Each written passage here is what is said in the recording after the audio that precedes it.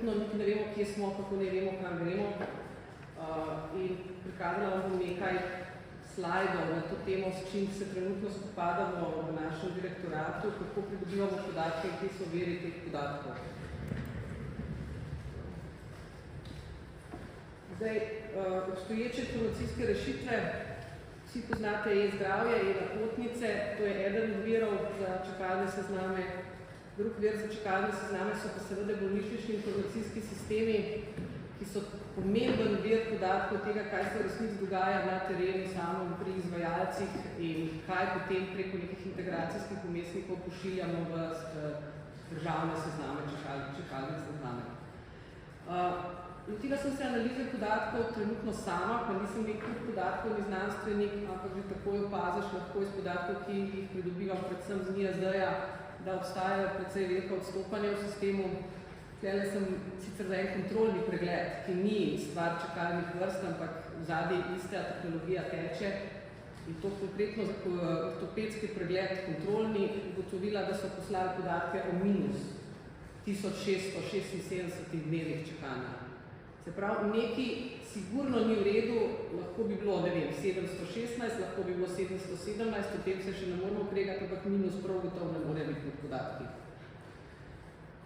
Zdaj, pomaga nam informacijska tehnologija in dokler smo na informacijski tehnologiji in lahko z informacijsko tehnologijo karkoli dosežemo, ne bi začeli, bom grdo rekla, gnjaviti ljudi pri izvajalcih in jim zakaj to tako, zakaj drugače, kako oni naročajo.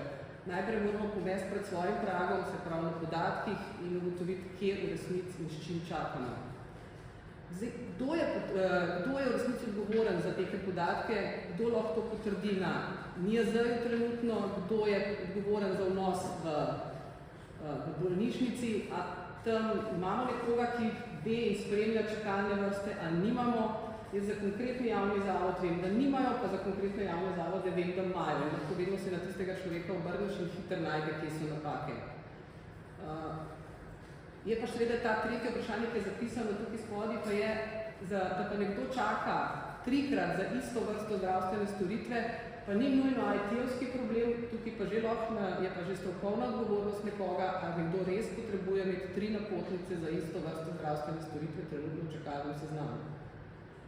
Spet sta glede 2 primera prikazana, prvi iz pediatrične klinike, kjer smo potem s poslovnim direktorjem in njihovim IT-jem hitro ugotovili, da pri enih napakah so oni napačno nekaj šifrirali, čist človeški faktor, pri drugih napakah, ki je zatajila informacijska tehnologija in so se lotili reševati. In potem še zadnji sem tale pa drug slajd od spodaj, pa je to, kako so čakalni seznami, čeprav so bili preklicani, še vedno preleteli v čakalne vrste in še vedno ta človek čaka 2-krat za isto vrsto zdravstvene storitve. Pomemben šifrant, verjetno osnovni šifrant čakalnih seznamov je vrsta zdravstvenih storitev, tako imenovani VZS. To je tako kot artikel za naročilo in tega ovrednoti z VZS na koncu, ko je že dejavnost zaključena. Teh VZS-jev imamo trenutno 1586, od tega je 500 praznih. Nihče ne čaka na nobenih hitrosti, hitri, počasni, redni, na 500 ni nikogar. Imamo pa tudi ta nesrečni za IT-ovca VZS ostalo, na katerem čaka 5009 ljudi. In verjetno noben boh ne ve, kaj je teh ostalo, ki tam čakajo. To je čist informacijska napaka in možnost, da se nekdo razvrsti med ostalo. Da bi popravili te šifrant vrst zdravstvenih storitev, bo nujno sodelovanje razširjenih strokovnih kolegijev stroke, ker vsebina tega nikakor ne more biti IT-ovski izziv.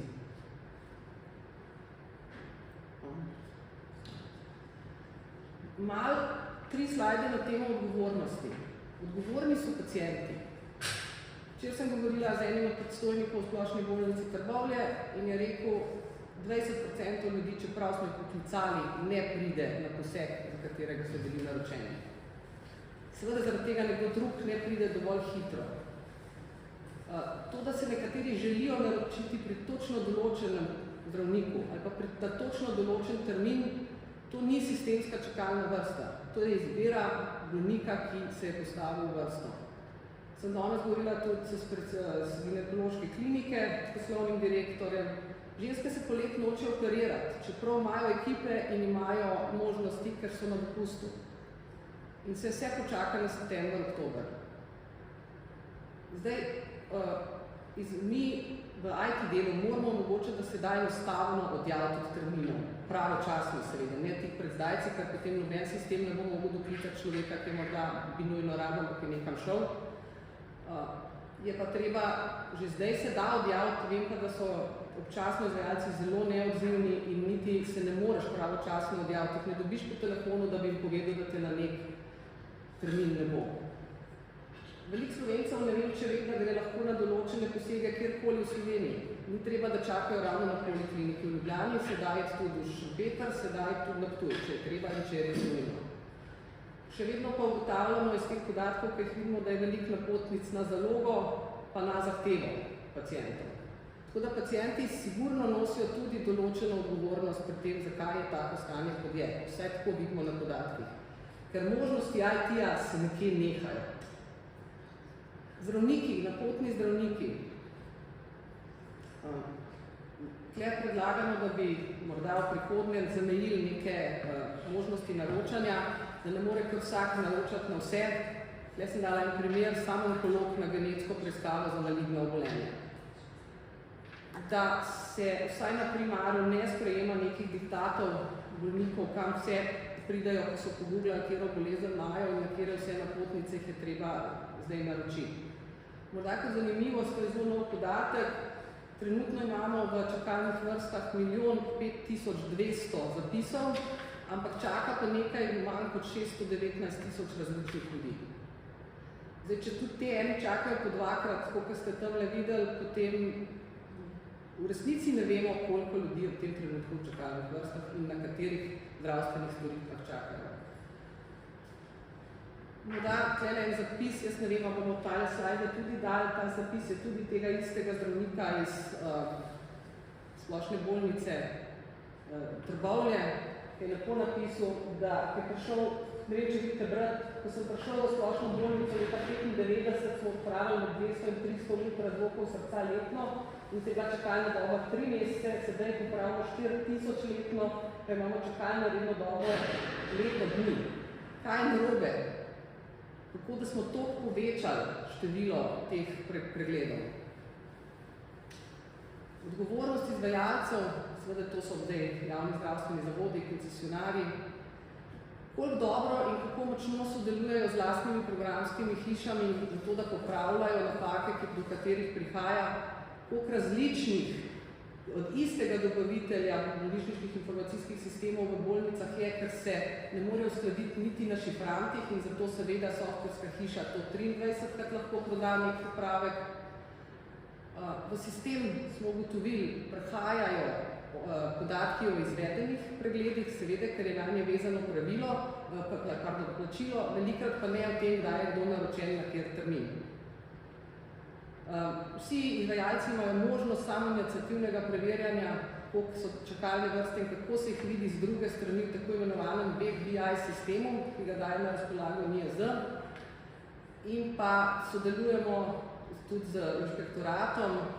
Od njih bi pa predvsem prosila na tem mestu, da če grejo v nek inšpekcijski nadzor, grejo zelo osredotočeno, ne vam ne dela. Ker to za IT-ovca ne pomeni nič, če vam nekdo reče, vam ne dela, je treba točno vedeti, kaj ne dela in kje se lotiti popravkov. Mogoče malo, ker je že tudi minister omenil, število napotnic v letih 18-20 se nam dviguje ves čas, morate pa tudi vedeti, da je čedalje bolj velika uporaba. Še nedolgo nazaj pri nekaterih zdravnikih nisi mogel dobiti te napotnice, danes se podajajo tudi že taki zdravniki. Zdaj naslednji slajd bi prepustila kolegu gospodu Šabedru, ker je čisto spremembi pravilnika, če bi reči kaj na to temo, ki je tudi tema. Hvala. Hvala lepa. Zdaj mogoče popolnitev dr. Kolarjevi povedala je veliko, podala veliko informacij v zvezi z stanjem, ki se dogajala na področju čakalnih vrst. Zdaj tukaj je vloga urada za nadzor kakovosti investicije, predvsem da uredi ta dokumentarni del, zato smo se lotili kot ene prioritetnih nalog spremembe oziroma dopolnitve pravil čakalnih vrst. In seveda potem tisti drugi del, izvedbeni del, kjer pravzaprav preko svetu zavodov in pa navodil vodstvom izvajalcev, torej vodstvom bolnišnic, prenašamo aktivnosti, ki jih bo ta strokovna ekipa dr. Kolarjeve tudi pripravila, tako da izvedbeni in pa kontrolni del, mogoče še staviti kako kontrolnega dela v naslednjem mesecu sledi aktivnost prehoda določenega dela zdravstvenih inšpektorjev iz zdravstvenega inšpektorata na urad, ki bo skrbel za nadzor in kontrolo čakalnih seznamov, tako da bomo imeli tudi organ, ki torej lahko sankcionira. Zdaj, težave, ki so bile navedene, niso vse nove, se vlečejo skozi leta. Imamo sedaj veliko dejstev na mizi, imamo zaznane težave, tako da bo, kot sem že povedal, urad sodeloval v tem delu torej nadzora in pa pomoči pri izvedbi aktivnosti, ki bo ta akcijska ali postopkovna skupina za čakalne vrste tudi pripravila.